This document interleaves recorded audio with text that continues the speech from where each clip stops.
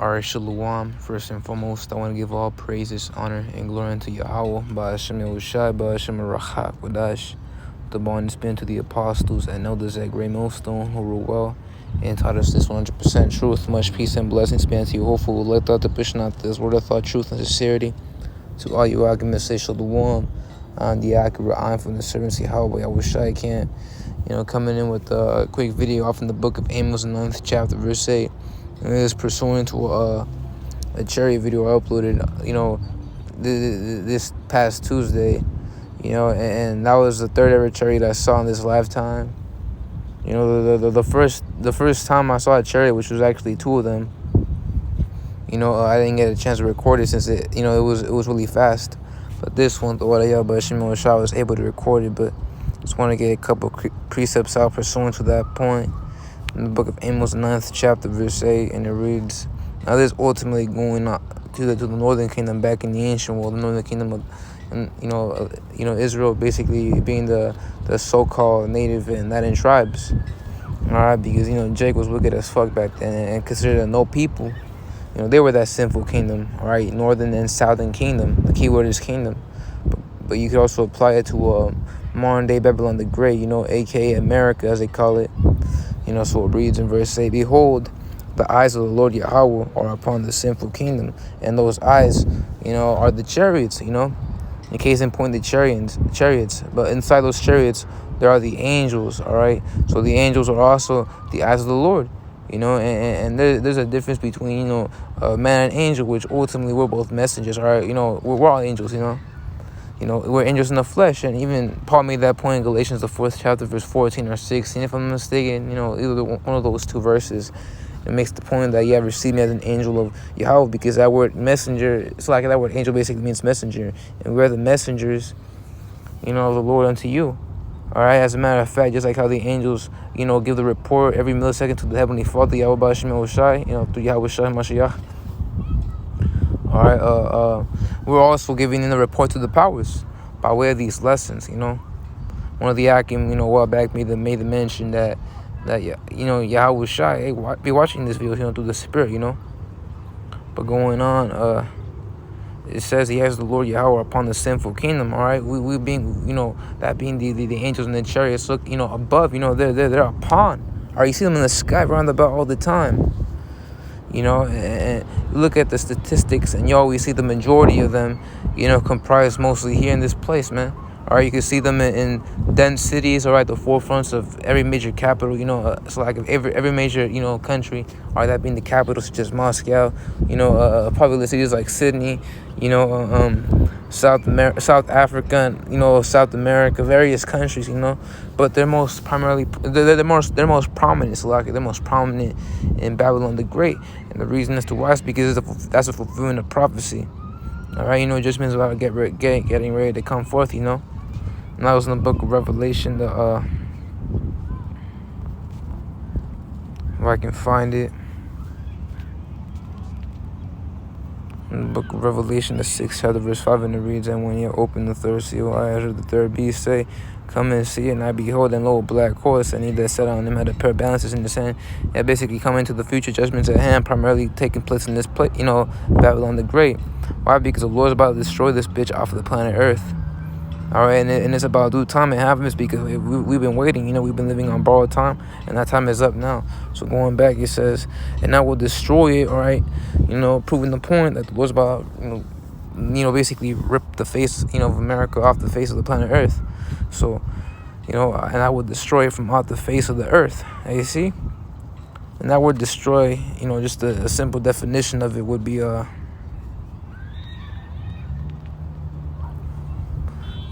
comes back from the old French word destroyer, all right, destruir, destruir, like in Spanish it's destruir, but basically means destroy, ravage, lay waste. And the scriptures even say how the Lord shall lay this land, waste and desolate, right?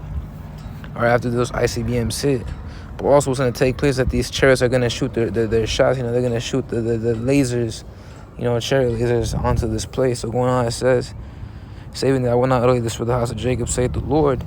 Back in the ancient world, is referring how to the Lord would not cut off the the whole nation of Israel. All right, he'll leave them, although kicking out northern kingdom. But in this case, it was referring to the elect. All right, because it's about to deliver a remnant out of the 2/3 of the nation of Israel. So like out of the 3/3 of the nation of Israel, he's about to leave 2/3 of them. Was gonna say the 1/3 and the 144,000. But I can get a quick precept out. That's in the book of Isaiah, the 66th chapter, verse 15, proving the point that they're gonna shoot their shots as well. Isaiah, the 66th chapter, verse 15, and it reads, all right, verse 15. All right, so like, for behold, the Lord will come with fire, and with his chariots like a whirlwind, to render his anger with fury and his rebuke with flames of fire. And the reason why it says with this chariots like a whirlwind is because, the chariots are disc-shaped, hence the term flying saucer. Or like back in the 50s, when you would always see the reported sightings on the news, you'd always hear about the classic farmer, saying how he saw a flying saucer, basically a disc-shaped chariot. There's many variations, there's many shapes of them. You got a triangle chariot, you could have a rectangle chariot, a square chariot. It really depends on what the Lord has in store. We're going to have a fleet of chariots. Basically, how you got your hot rods, how you have your different types of vehicles from back in the 20s and even now. That's how chariots are in the spirit world. They're different shapes, not just the classic, flying saucer, but it could be.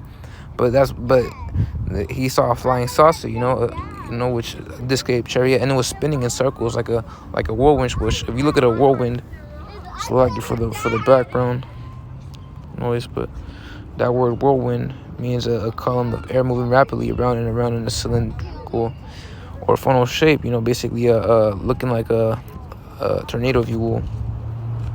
So yeah, and even Ezekiel even saw a chariot. You read in Ezekiel the 1st chapter. When it goes into the heavens were open and he saw visions of Yahweh. That was referring to verse 4, if I'm mistaken, or verse 3. It was going into how he saw a great cloud, or as a whirlwind, and that great cloud is a chariot, pursuant to the book of Psalms 104th chapter. So if I can get that out. Verse 3. Basically going to the power of the Lord, the might of the Heavenly Father, Yahweh B'Hashem Yahushai, to show that He is not to be meddled with, man. All right. Yeah. Verse 3, it reads, "Who laid the beams of his chambers in the water? Who maketh the clouds his chariot? Who walketh upon the wings of the wind?" And one thing you have, identified, is example being, if you go into Wikipedia or Botanical, basically just online, Google search engine, it basically knows the fact that you got something else, a lenticular cloud, which is basically a chariot-looking cloud, and to sum it up, that is an actual chariot, disguised as a cloud. All right, because the technology that the Lord has, man, is is on such a higher level compared to what Esau's got. This shit that's phone that can't even, excuse my French, but basically the technology that the heathen got can't even, doesn't even work much. All right, it always has its malfunctions. It's fragile, to that stuff. Just like the flesh, it's fragile. But the spiritual material which build up a chariot, it's indestructible, just like your spiritual body is indestructible. They're on such a higher level compared to what we got. So technology over there is beyond what we can't even imagine. All right, that's why scriptures even say, no man has seen or heard the things that the Lord has stored up for us. Roughly paraphrasing right there. Because, hey man, technology we're going to receive is going to be on such a higher level, and these chariots are going to be on such a higher level. It's going to have you look into these various shows and all that stuff, it shows you how a spaceship, like in Star Wars, a spaceship could turn invisible. That's what's going to happen. Disguise itself as a cloud in the sky.